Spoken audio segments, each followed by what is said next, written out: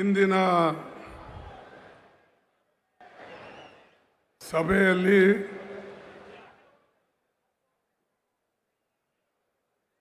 ಉಪಸ್ಥಿತರಿರ್ತಕ್ಕಂಥ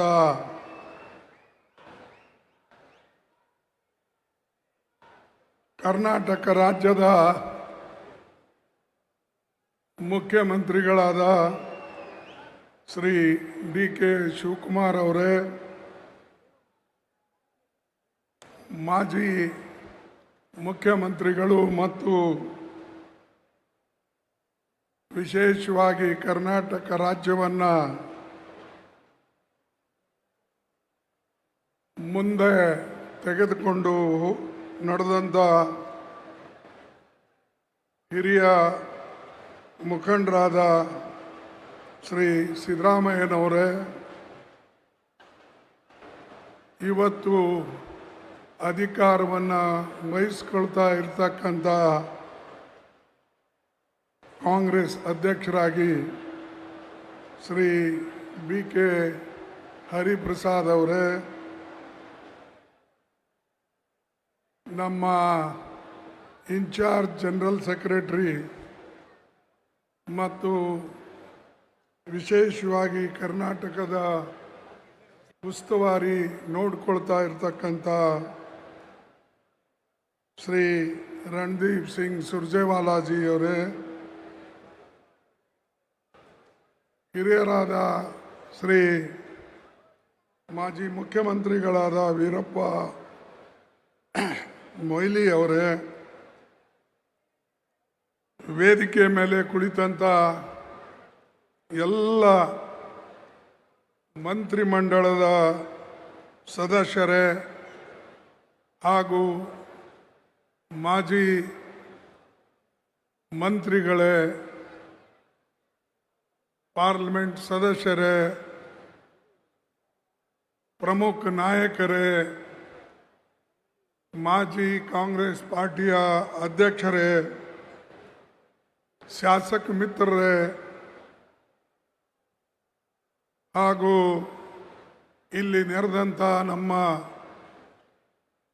block Congress committee, ಜಿಲ್ಲಾ Congress committee, KPCCಯ ಎಲ್ಲ ನಮ್ಮ ಪದಾಧಿಕಾರಿ ಮಿತ್ರರೇ, ಕಾಂಗ್ರೆಸ್ಸಿನ ಎಲ್ಲ ಪ್ರಮುಖ ಕಾರ್ಯಕರ್ತ ಮಿತ್ರರೇ, ಮಾಧ್ಯಮದ ಬಂಧುಗಳೇ, ಪತ್ರಕರ್ತ ಮಿತ್ರರೇ ಹಾಗೂ ನನ್ನ ಯುವ ಮಿತ್ರರೇ, ಇವತ್ತು ವಿಶೇಷವಾಗಿ ಇದು ಕಾಂಗ್ರೆಸ್ಗೆ ಮಹತ್ವದ ದಿನ. ಕಾರಣ 6.5 ವರ್ಷ ಸತತವಾಗಿ ಕಾಂಗ್ರೆಸ್ ಪಕ್ಷದ ಅಧ್ಯಕ್ಷರಾಗಿ ಚುಕ್ಕಾಣಿಯನ್ನು ಹಿಡಿದಂಥ ನಮ್ಮ ಶಿವಕುಮಾರ್ ಅವರು ಮುಖ್ಯಮಂತ್ರಿಗಳ ಆದಮೇಲೆ ಅದನ್ನು ಆ ಅಧಿಕಾರವನ್ನು ಅಧ್ಯಕ್ಷಗಿರಿ ಅಧಿಕಾರವನ್ನು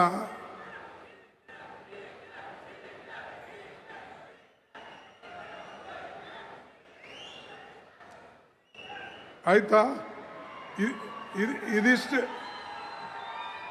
ಸುಮ್ಮನಾಗ್ರಿ, ಇಲ್ಲೇ ಇದಿಷ್ಟು ಹಿಂಗೆ ಕೂಗಿದ್ರೆ ಇಡೀ ದೇಶ ನಿಮ್ಮ ಕೈಯಾಗ ಬಂದಂಗೆ ಆಗ್ತದ. Useless fellows.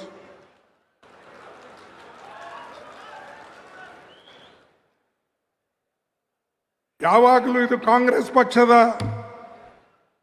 ಇದು ಮೀಟಿಂಗ್, ಇದರಲ್ಲಿ ಯಾವ ಒಂದು ವ್ಯಕ್ತಿ ಮತ್ತು ಮೀಟಿಂಗ್ ಅಲ್ಲ, ಎಲ್ಲರೂ ಸೇರಿ ಪಕ್ಷಕ್ಕೆ ಒಂದುಗೂಡಿಸ್ತಕ್ಕಂಥ ಫಂಕ್ಷನ್ಸ್ ಇದು. ಯಾರೇ ಒಬ್ಬರು ಒಂದು ಹೇಳೋದು, ಇನ್ನೊಬ್ಬರು ಒಂದು ಕೂಗೋದು, ಬಾಕಿ ಅವ್ರು ಅದಕ್ಕೆ ಬಂದಾರ, ಕಸ ಗೂಡ್ಸಕ್ಕೆ ಬಂದಾರ.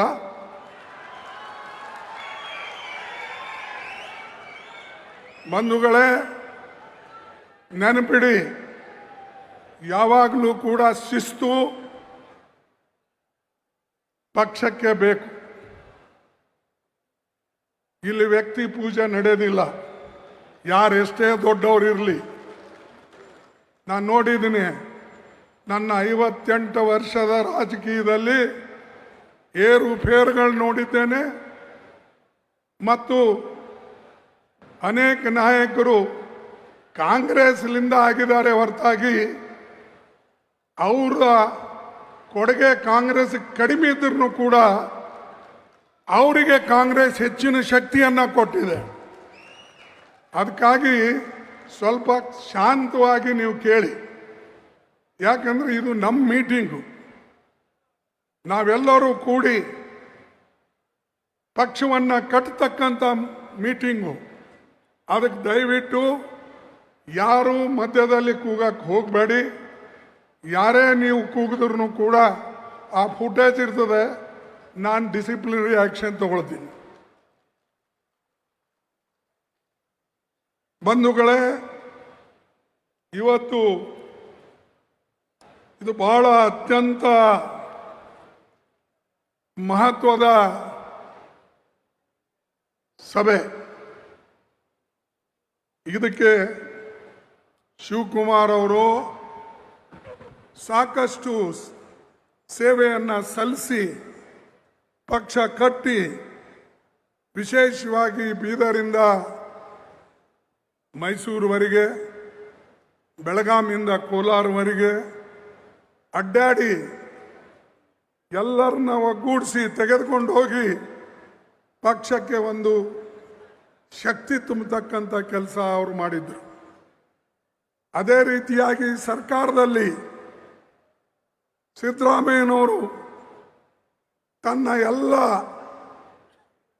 ಕಾರ್ಯಕ್ರಮಗಳು ಕಾಂಗ್ರೆಸ್ದವರು ನಾವೇನು ಹೇಳಿದ್ದೇವೆ, ಏನು ಗ್ಯಾರಂಟಿ ಕೊಟ್ಟಿದ್ದೇವೆ, ಆ ಗ್ಯಾರಂಟಿಗಳು ಸಮರ್ಪಕವಾಗಿ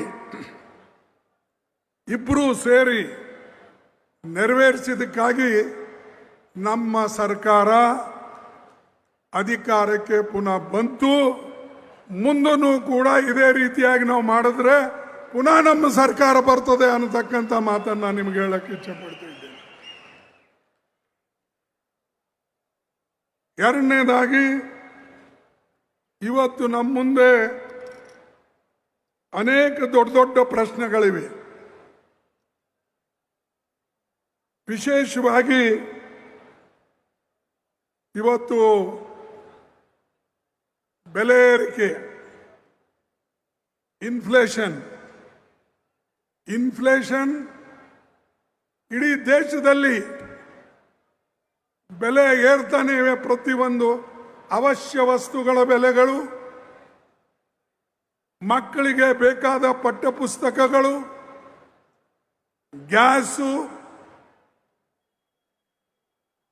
ಡೀಸೆಲು, ಪೆಟ್ರೋಲು, ಎಲ್ಲದರ ಬೆಲೆ ಇವತ್ತು ಮೋದಿ ಸರ್ಕಾರ ಏರಿಸ್ತಾನೆ ಇದೆ. ನಾವು ಈ ಬೆಲೆ ಏರಿಕೆ ವಿರುದ್ಧ ಹೋರಾಟವನ್ನು ಮಾಡ್ತಕ್ಕಂಥದ್ದು ಹೊಣೆ ನಮ್ಮ DK ಹರಿಪ್ರಸಾದ್ ಅವ್ರ ಮೇಲೆ ಇವತ್ತು ಇದೆ. ಅವರು ಈ ಪಕ್ಷಕ್ಕೆ ಎಲ್ಲರನ್ನ ತೆಗೆದುಕೊಂಡು ಹೋಗಿ, BK ಹರಿಪ್ರಸಾದ್ ಅವರು ಹೊಸಬರೇನಲ್ಲ,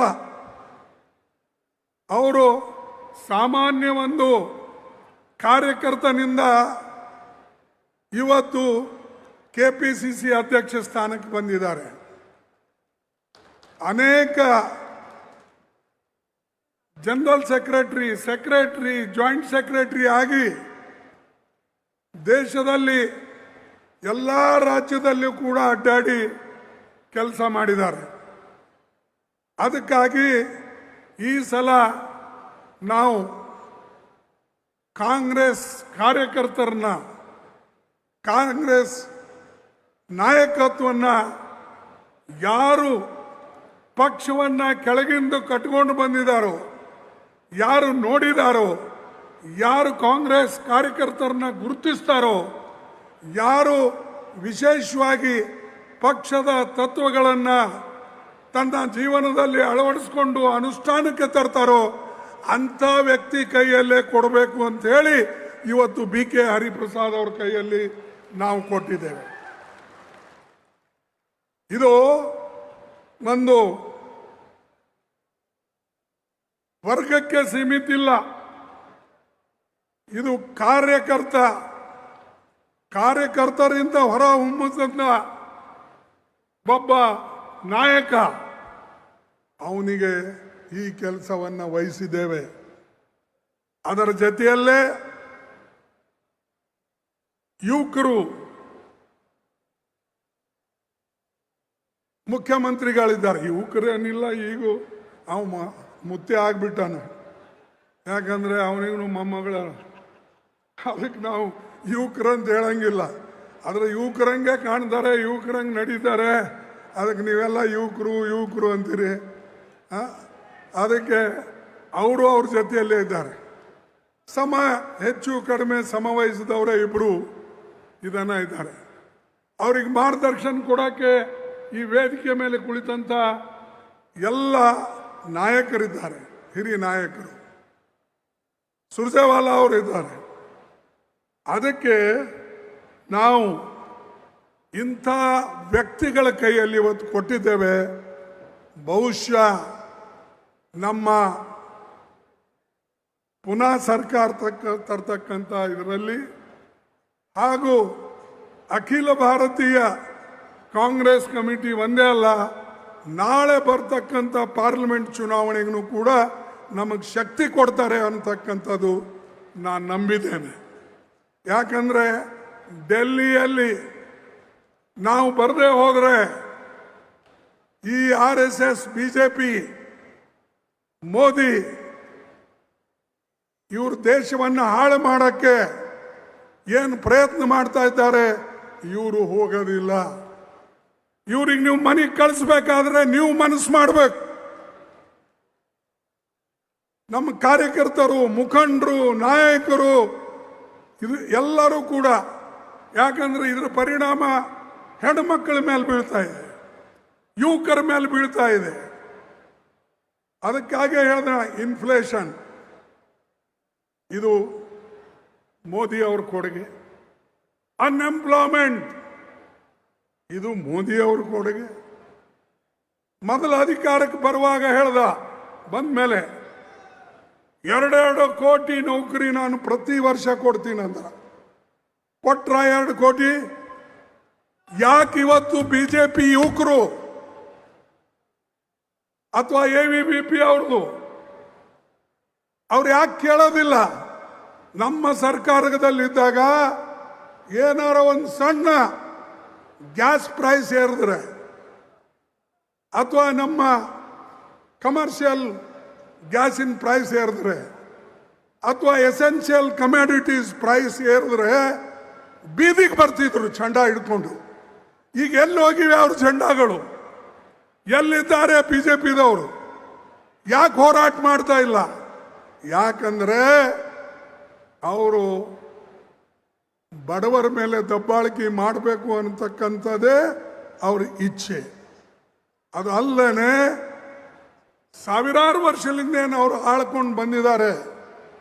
ಕೆಲವು ಜನರ ಕೈಯಲ್ಲೇ ಏನು ಅಧಿಕಾರ ಇತ್ತು, ಆ ಅಧಿಕಾರವನ್ನು ಮೋದಿಯವರು ಅದೇ ರೀತಿಯಾಗಿ ಮುಂದುವರಿಸಬೇಕು ಅಂತ ಹೇಳಿ ಅವರ ಪ್ರಯತ್ನ ಇದೆ.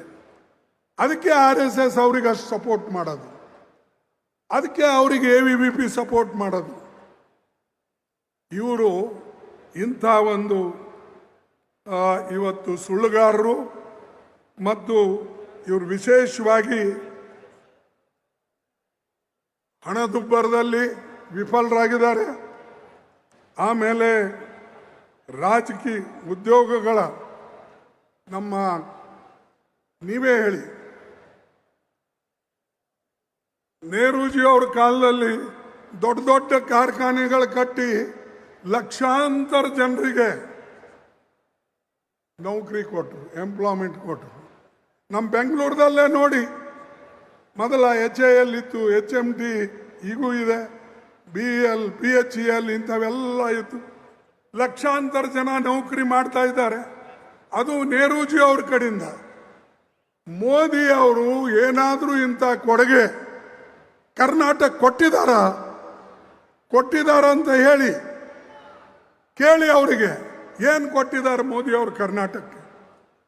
ಮೋದಿ ಕೊಟ್ಟಿದ್ದು ಅನ್ಎಂಪ್ಲಾಯ್ಮೆಂಟ್, ಮೋದಿ ಕೊಟ್ಟಿದ್ದು ಇನ್ಫ್ಲೇಷನ್, ಮೋದಿ ಕೊಟ್ಟಿದ್ದು ಸುಳ್ಳು ಹೇಳ್ತಕ್ಕಂಥ ಭರವಸೆಗಳು. ಅದಕ್ಕೆ ಈ ಸರ್ಕಾರ, ಮೋದಿ ಸರ್ಕಾರ ಒಂದಿಲ್ಲ ಒಂದು ಸಮಯದಲ್ಲಿ ಬೀಳ್ತದೆ. ಇದು ನೀವು ಕಾದು ನೋಡಿ. ಮತ್ತು ಇವ್ರ ಮೇಲೂ ಕೂಡ ದೊಡ್ಡ ಸಂಕಟವನ್ನು ಮೋದಿಯವ್ರ ಮೇಲೆ ಬರ್ತಾ ಇದೆ. ಅದನ್ನು ನೀವು ಕಾದು ನೋಡಿ. ಯಾಕಂದರೆ ಅವ್ರು ಯಾವ ಕೆಲಸನೂ ಕೂಡ ಸರಿಯಾದಂಥ ರೀತಿಯಲ್ಲಿ ಮಾಡಿಲ್ಲ ಮತ್ತು ಈ ಕಾರ್ಮಿಕರಿಗೆ ಸಹಾಯ ಮಾಡಲಿಲ್ಲ. ಹೆಣ್ಣು ಮಕ್ಕಳಿಗೆ ಹೇಳಿದ್ರು ನಾವು ಸಾಕಷ್ಟು ಸಹಾಯ ಮಾಡ್ತೀನಿ, ವಿದ್ಯಾರ್ಥಿಗಳಿಗೆ ಹೇಳಿದರು ಸಹಾಯ ಮಾಡ್ತೀನಿ. ಇವತ್ತು ಶಿಕ್ಷಣದಲ್ಲಿ ಇಂಥ ತಪ್ಪುಗಳನ್ನು ಅವರು ಮಾಡಿದ್ದಾರೆ. ನಮ್ಮ ಮಕ್ಕಳಿಗೆ ದಿಕ್ಕು ತಪ್ಪತಂಕ ರೀತಿಯಲ್ಲಿ ಸಿಲೆಬಸ್ ಮಾಡ್ತಾ ಇದ್ದಾರೆ. RSS ಹುಡುಗರನ್ನ ತುಂಬುತ್ತಾ ಇದ್ದಾರೆ. ಶಿಕ್ಷಕರು RSS ಬ್ಯಾಕ್ಗ್ರೌಂಡ್ ಇದ್ದವ್ರಿಗೆ ಕೊಡ್ತಾ ಇದ್ದಾರೆ. ವೈಸ್ ಚಾನ್ಸಲರು RSS ಬ್ಯಾಕ್ಗ್ರೌಂಡ್ ಇದ್ದವ್ರಿಗೆ ಕೊಡ್ತಾ ಇದ್ದಾರೆ. ಇಂಥ ಕೆಲಸ ಯಾಕೆ ಮಾಡ್ತಾ ಇದ್ದಾರೆ ಅಂದರೆ ಅದು ರಾಜಕೀಯ ಹಿಡಿತವನ್ನ ಅವರ ಕೈಯಲ್ಲಿ ಇರಬೇಕು ಅನ್ನತಕ್ಕಂಥ ದೃಷ್ಟಿಯಿಂದ ಅವರು ಈ ಕೆಲಸವನ್ನು ಮಾಡ್ತಾ ಇದ್ದಾರೆ. ಮೋದಿ ಅವರು ದೇಶ ಹಾಳು ಮಾಡಿಬಿಡ್ತಾ ಇದ್ದಾರೆ. ಆ ಟ್ರಂಪ್ ಇಡೀ ಪ್ರಪಂಚ ಹಾಳು ಮಾಡಿಬಿಡ್ತಾ ಇದ್ದಾನೆ. ಇವನ್ ದೇಶ ಹಾಳು ಮಾಡಿದ್ರೆ ಅವ ಪ್ರಪಂಚ. ಮತ್ತು ಅವರಿಬ್ಬರು ಸೇರಿ ಮೈ ಗುಡ್ ಫ್ರೆಂಡ್ ಅಂತ ಹೇಳ್ತಾರೆ. ಅರೆ ಇಬ್ರು good friend, you are bringing a bad name to country and our people are dying because of both of you. Trump ಇದು ಮಾಡದೆ ಹೋಗಿದ್ರೆ ಎಣ್ಣೆ ಬೆಲೆ ಇಷ್ಟು ಏರ್ತಿರ್ಲಿಲ್ಲ, ಡೀಸೆಲ್ ಪೆಟ್ರೋಲ್ ಬೆಲೆ ಏರ್ತಿರ್ಲಿಲ್ಲ. ಆಯ್ತು, ಮೋದಿ ಅವ್ರನ್ನು ನನ್ನ ಫ್ರೆಂಡ್ ಅನ್ಕೊಂಡು ತನ್ನ ನ್ಯೂಟ್ರಲ್ ಪಾಲಿಸಿ ಅಥವಾ ನಮ್ಮ ಫಾರಿನ್ ಪಾಲಿಸಿ ಏನಿತ್ತು, ನಾವು ನ್ಯೂಟ್ರಲ್ ಇದ್ದೇವೆ. ನೆಹರೂಜಿ ಅವ್ರ ಕಾಲದಲ್ಲಿ ನಮ್ಮ ನ್ಯೂಟ್ರಲ್ ಪಾಲಿಸಿ ನಮಗೆ ಸಹಾಯ ಮಾಡಿದ್ದು. ಎಲ್ಲರೂ ನಮ್ಮ ಜೊತೆಯಲ್ಲಿದ್ದರು. ಆದರೆ ಈ ನಾನ್ ಅಲೈನ್ಮೆಂಟ್ ಪಾಲಿಸಿ ನಮ್ಮ ತೆಗೆದು ಪ್ರತಿ ದೇಶದಲ್ಲಿ ಅಡ್ಡಾಡಿ ಮೋದಿ ನನ್ನ ಫ್ರೆಂಡ, ಇವನು ನನ್ನ ಫ್ರೆಂಡ, ಇನ್ನೊಬ್ಬರು ನನ್ನ ಫ್ರೆಂಡ ಅಂತ ಹೇಳಿಕೊಂಡು ಎಲ್ಲರಿಗೆ ಕೊಳ್ಳಿಗೆ ಬಿದ್ದು ನಮ್ಮ ಕುತ್ತಿಗೆ ಒತ್ಬಿಟ್ಟು. ಅದಕ್ಕೆ ಬಂಧುಗಳೇ, ನಾವು ಯಾವಾಗಲೂ ಕೂಡ ನೆನಪಿಡಬೇಕು, ಯಾವ ಸರ್ಕಾರ ಬಂದರೆ ನಮಗೆ ಒಳ್ಳೆಯದಾಗ್ತದೆ ಅದನ್ನು ನಾವು ತಿಳಿಸ್ಬೇಕು ಜನರಿಗೆ. ತಿಳಿಸಿದ ಮೇಲೆ ಜನ ಅದು ಒಪ್ಕೊಳ್ತಾರೆ. ಅದಕ್ಕಾಗಿ ನಿಮ್ಮ ಕೆಲಸ ವಿಶೇಷವಾಗಿ ವಿದ್ಯಾರ್ಥಿಗಳ ಹತ್ರ ಹೋಗಿ, ರೈತರ ಹತ್ರ ಹೋಗಿ, ಹೆಣ್ಣು ಮಕ್ಕಳ ಹತ್ರ ಹೋಗಿ, ಎಲ್ಲಿ ಅನ್ಯಾಯ ಅತ್ಯಾಚಾರ ಆಗ್ತದೆ ಅವ್ರ ಹತ್ರ ಹೋಗಿ, ಯಾರು ಬಡವರಿದ್ದಾರೆ ಅವ್ರ ಕಣ್ಣೀರು ಸೂಟಿ ಅವರಿಗೆ ನೀವೊಂದು ಧೈರ್ಯವನ್ನು ತುಂಬತಕ್ಕಂಥ ಕೆಲಸ ಮಾಡಿ. ಅದು ಇವತ್ತು ಅವಶ್ಯ ಇದೆ. ಇಡೀ ದೇಶದಲ್ಲೇ ಇದರ ಅವಶ್ಯಕತೆ ಇದೆ. ಅದಕ್ಕಾಗಿ ನಾನು ನಿಮ್ಮಲ್ಲಿ ಕೇಳ್ಕೊಳ್ತಕ್ಕಂಥದ್ದು, ನಮ್ಮ ಪಕ್ಷ ಬಲಪಡಿಸಬೇಕು ಮತ್ತು ಮುಂದಿನ ನಮ್ಮ ಭಾರತದ ಭವಿಷ್ಯ ನಿಮ್ಮ ಕೈಯಲ್ಲಿದೆ.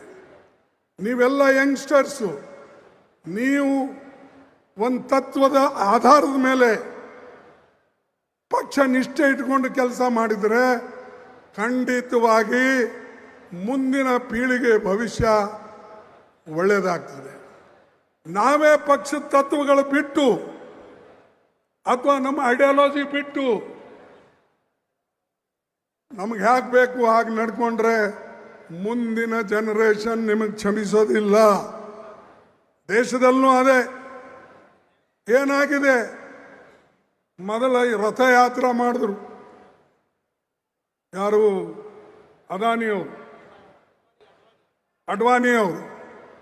ಪಾಪ ಅದು ರಾಮನ ಗುಡಿ ಕಟ್ತೇವೆ ಅಂತ ಹೇಳಿ ಎಲ್ಲ ಆವಾಗ ಇಟ್ಟಿಗೆಗಳು, ಬಂಗಾರಗಳು, ದುಡ್ಡು ಎಲ್ಲನೂ ಅವಾಗೂ ಎಲ್ಲ ಸೇರಿಸಿದ್ರು.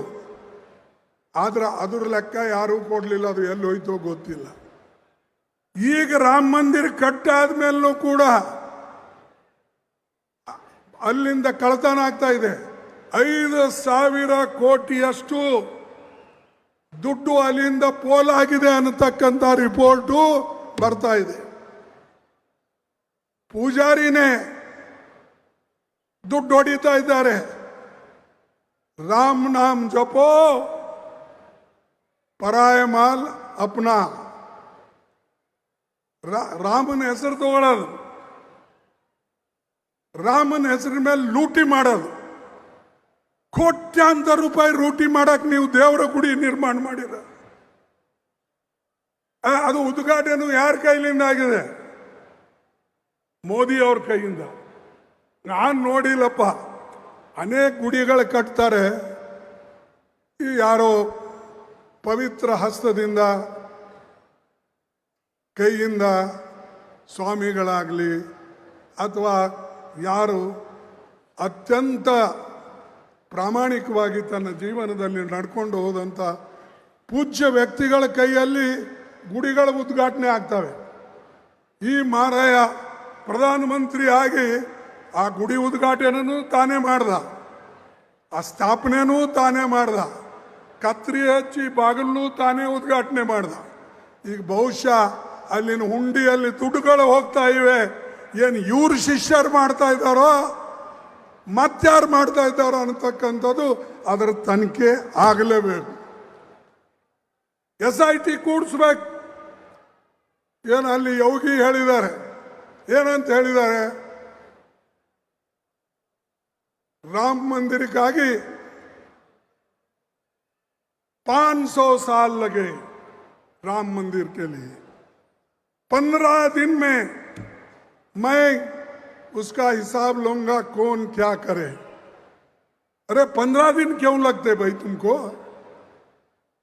भगवान तुम्हारे साथ है, मंदिर तुम्हारे साथ है, मोदी तुम्हारे साथ है, तुम वहां के चीफ मिनिस्टर हो, करो, डालो जेल में जो लूटे हैं, जो लूट रहे हैं राम के नाम से.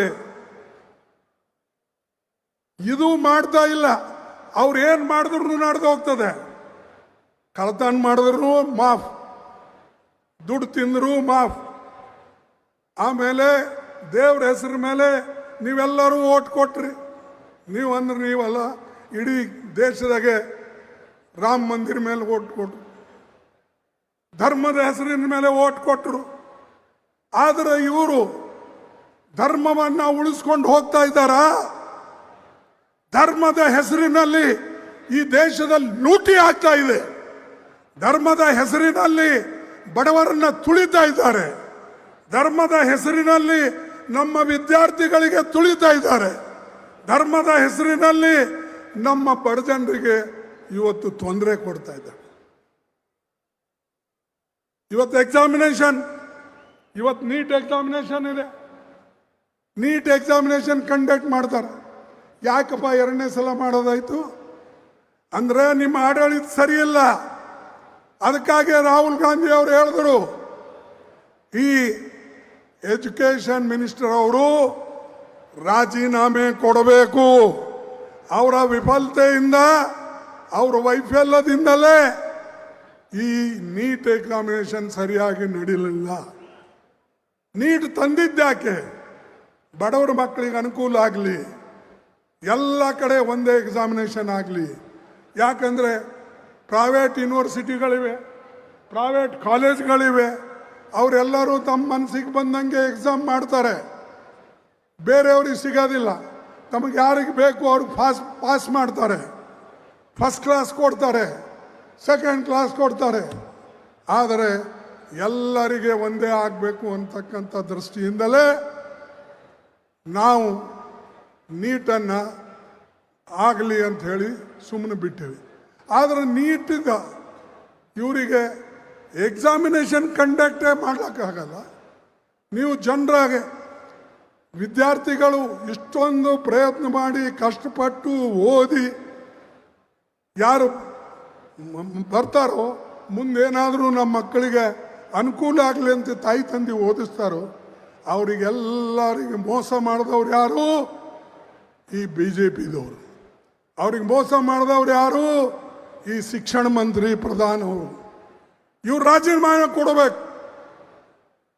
ಇಲ್ಲ ಅಂದರೆ ಹಿಂದೆ ನಮ್ಮ ಮೊಯ್ಲಿ ಅವರು ಪ್ರಾರಂಭ ಮಾಡಿದ್ರು, ಅದು ಯಾವುದು ಕಾಮೆಡ್ಗೆ CET, ಆ ಮಾದರಿ ಮೇಲೆ ಇವತ್ತು ಎಲ್ಲ ಸ್ಟೇಟ್ನಲ್ಲಿ ಆಗಲಿ. ಅದರ ಜೊತೆಯಲ್ಲೇ ನಮ್ಮ ಮಕ್ಕಳು PUCದಲ್ಲಿ ಏನು ಮಾರ್ಕ್ಸ್ ತೊಗೊಳ್ತಾರೆ ಅದನ್ನು ನೀವು ಸೇರಿಸಿ, ಅಥವಾ ಅದಕ್ಕೆ ಎಷ್ಟು ಈಗೇನು ಬರೇ ಮಕ್ಕಳು ನೀಟ್ ಎಕ್ಸಾಮ್ಗೋಸ್ಕರನೇ ದುಡ್ಡು ಖರ್ಚು ಮಾಡಬೇಕು, ಟ್ಯೂಷನ್ಗೆ ಹೋಗ್ಬೇಕು. ಯಾರ ಹತ್ರ ದುಡ್ಡಿದೆ ಅವ್ರು ಮಾತ್ರ ಹೋಗ್ತಾರೆ, ಬಾಕಿ ಮಕ್ಕಳು ಏನು ಮಾಡಬೇಕು? ಸರ್ಕಾರಿ ಸ್ಕೂಲ್ನಾಗ ಓದ್ದವ್ರು ಏನು ಮಾಡಬೇಕು? ಅದಕ್ಕಾಗಿ ರಾಜ್ಯಕ್ಕೆ ನೀವು ಅದು ಕೊಡಿ. ರಾಜ್ಯ ಮತ್ತು ನೀಟ್ ಇವೆರಡೂ ಸೇರಿ ಮಾರ್ಕ್ಸ್ ಬಂದರೆ ಎಲ್ಲರಿಗೂ ಅನ್ಯಾಯ ಆಗೋದಿಲ್ಲ. ಯಾಕಂದರೆ PUC ಮಾರ್ಕ್ಸ್ ಒಬ್ಬರು ಹೆಚ್ಚಿಗಿರ್ತದೆ, ಪಾಪ ಓದಿ ಓದಿ ಓದಿ ಅವರು ಸುಸ್ತಾಗ್ತಾರೆ. ಆದರೆ ನೀಟ್ನಲ್ಲಿ ಅವ್ರಿಗೆ ಮಾರ್ಕ್ ಕಮ್ಮಿ ಬಿಡ್ತವೆ. ಅವ ನೀಟಿಗೆ ತಿಂಗಳೇ ಓದ್ತಾನೆ, ಒಂದೇ ಮಂತ್ ಓದ್ತಾನೆ, ಅವನಿಗೆಲ್ಲ ರ್ಯಾಂಕ್ಗಳು ಬರ್ತವೆ. ಇವನು ವರ್ಷಾನುಗಂಟ್ಲೆ PUC ಓದಿ +2 ಓದಿ ಇವನಿಗೆ ಆ ಮಾರ್ಕ್ಸೇ ಅದರೊಳಗೆ ಕನ್ಸಿಡರ್ ಮಾಡೋದಿಲ್ಲ. ಅದಕ್ಕಾಗಿ ಇದರಲ್ಲಿ ಅಮುಗ್ರ ಬದಲಾವಣೆ ಆಗಬೇಕು. ಇಡೀ ಭಾರತಕ್ಕೆ ನೀವು ಒಂದೇ ಮಾಡಿ, ಯಾಕಂದರೆ ಎಲ್ಲ ಮಕ್ಕಳಿಗೆ ಅನುಕೂಲ ಆಗಲಿ. ಇಲ್ಲ ಪ್ರತಿ ರಾಜ್ಯದಲ್ಲಿ ಅವರಿಗೆ ಸ್ವಾತಂತ್ರ್ಯ ಕೊಟ್ಟರೆ ಅದನ್ನು ನೀವು ಸೇರಿಸ್ಕೊಂಡು ಆ ರೀತಿಯಾದರೂ ತಗೊಳ್ಳಿ. ಬಟ್ ಅದರಲ್ಲಿಯೂ ಕೆಲವು ನ್ಯೂನತೆ ಬರ್ತವೆ. ಕೆಲವು ಕಡೆ ನಮ್ಮ ರಾಜ್ಯಗಳು ಭಾಳ ಸುರಕ್ಷಿತವಾಗಿ ಅವರು ಕಂಡಕ್ಟ್ ಮಾಡೋದಿಲ್ಲ ಎಕ್ಸಾಮಿನೇಷನ್ಸ್. ಅದಕ್ಕೆ ನಾ ಇಲ್ಲಿ ಒತ್ತಿ ಹೇಳ್ತಕ್ಕಂಥದ್ದು ಏನಂದರೆ, ಈ ವಿದ್ಯಾರ್ಥಿಗಳಿಗೆ ಏನು ಅನ್ಯಾಯ ಆಗಿದೆ ಅವ್ರ ಪರವಾಗಿ ರಾಹುಲ್ ಗಾಂಧಿ ಅವರು ಇವತ್ತು ನಿಂತಿದ್ದಾರೆ. ನಾವೆಲ್ಲರೂ ನಿಲ್ಲಬೇಕು, ನಾವೆಲ್ಲರೂ ಹೋರಾಟ ಮಾಡಬೇಕು. ನಾವೆಲ್ಲರೂ ಈ ರೀತಿಯಾಗಿ ತಪ್ಪಾಗ್ತಾ ಇದೆ, ಇದಕ್ಕೆ ಸರಿಪಡಿಸೋಕ್ಕೆ ನಮ್ಮ ಯುವಕರು ವಿದ್ಯಾರ್ಥಿಗಳು ಒಂದಾಗಿ ಹೋರಾಟ ಮಾಡಿದ್ರೆ ನಾಳೆ ಈ ಸರ್ಕಾರ ಇರೋದಿಲ್ಲ. ಅದಕ್ಕೆ ಬಂಧುಗಳೇ, ತಾವಿದು ನೆನಪಿನಲ್ಲಿ ಇಟ್ಟುಕೊಳ್ಳಿ. ಇವರಿಗೆ ರಾಮ ಮಂದಿರ ದುಡ್ಡು ಬೇಕು, ಅಲ್ಲೂ ಲೂಟಿ ಮಾಡ್ತಾರೆ. ಬಡವರಲ್ಲಿ ಗ್ಯಾಸು, ಪೆಟ್ರೋಲು, ಡೀಸಲು, ಫರ್ಟಿಲೈಸರು ಇದ್ರ ಮೇಲೆ ಟ್ಯಾಕ್ಸ್ ಹಾಕಿ ಸೆಸ್ ಹಾಕಿ ಕೋಟ್ಯಾಂತರ ರೂಪಾಯಿ ತೊಗೊಳ್ತಾರೆ. ಅದನ್ನು ಕೂಡ ನಾವು ಪ್ರೊಟೆಸ್ಟ್ ಮಾಡಬೇಕಂತಕ್ಕಂಥ ಮಾತನ್ನು ನಿಮಗೆ ಇವತ್ತು ಹೇಳ್ತೇನೆ. ಅದರ ಜೊತೆಯಲ್ಲಿ ನಮ್ಮ ರೈತರ ಪರವಾಗಿ ನಾವು ನಿಲ್ಲಬೇಕು, ನಮ್ಮ ಕಾರ್ಮಿಕರ ಪರವಾಗಿ ನಾವು ನಿಲ್ಲಬೇಕು. ನಾವು ಕರ್ನಾಟಕದ ಪರವಾಗಿ ಎಲ್ಲರೂ ಕೂಡ ನಿಂತು ನಮ್ಮ ಹೋರಾಟವನ್ನು ಮುಂದುವರಿಸಬೇಕು. ಮತ್ತು ಎಲ್ಲಕ್ಕಿನ್ನ ಈಗ ನಮ್ಮ ಅಧ್ಯಕ್ಷರು ನಮಗೆ ಸಂವಿಧಾನ ಕೊಟ್ಟಾರೆ. ನನಗೆ ಕೊಟ್ಟರು, ಸಿದ್ದರಾಮಯ್ಯನವ್ರಿಗೆ ಕೊಟ್ಟರು, ಶಿವಕುಮಾರ್ ಅವ್ರಿಗೆ ಕೊಟ್ಟರು, ಸುರ್ಜೇವಾಲಾಗೂ ಕೊಟ್ಟರು. ಆ ಸಂವಿಧಾನ ಪ್ರಕಾರ ನಾವು ನಡೆದರೆ ದೇಶದ ಉದ್ಧಾರ ಆಗ್ತದೆ ಹೊರತಾಗಿ ಸಂವಿಧಾನ ಬಿಟ್ಟು ಯಾರೇ ನಡೆದರೆ ಅದರ ವಿರುದ್ಧ ಹೋರಾಟ ಮಾಡತಕ್ಕಂಥ ಶಕ್ತಿ ನಿಮಗೆ ಇರಬೇಕು ಅನ್ನತಕ್ಕಂಥದ್ದನ್ನು ಹೇಳ್ತೇನೆ. ಬೇರೆಯವ್ರಿಗೆ ಬೇಕಾಗಿಲ್ಲ, ಬೇರೆಯವ್ರ ಹೊಟ್ಟೆ ತುಂಬಿದೆ, ಅದಾನಿ ಅಂಥವ್ರು ಇಂಥವ್ರಿಗೆ ಬೇಕಾಗಿಲ್ಲ. ಅಥವಾ ಅತಿ ಶ್ರೀಮಂತರು, ದೊಡ್ಡ ದೊಡ್ಡ ಬಿಲ್ಡರು, ಇವ್ರಿಗೆ ಬೇಕಾಗಿಲ್ಲ. ಯಾರಿಗೆ? ಬಡವರಿಗೆ, ಕಾರ್ಮಿಕರಿಗೆ, ಕೂಲಿಕಾರ ಮಕ್ಕಳಿಗೆ, ಇವರಿಗೆ ಬೇಕು. ಇವರ ರಕ್ಷಣೆ, ಇವರ ಬುನಿಯಾದಿ ಹಕ್ಕುಗಳು, ಫಂಡಮೆಂಟಲ್ ರೈಟ್ಸು ಉಳಿಸ್ಬೇಕು. ಆದರೆ ನಿಮ್ಮ ಓಟಿನ ಹಕ್ಕು ಉಳಿಸ್ಕೊಳ್ಬೇಕಾದ್ರೆ ನೀವು ಎಲ್ಲರೂ ಸೇರಿ ಒಂದಾಗಿ ಕೆಲಸ ಮಾಡಬೇಕು.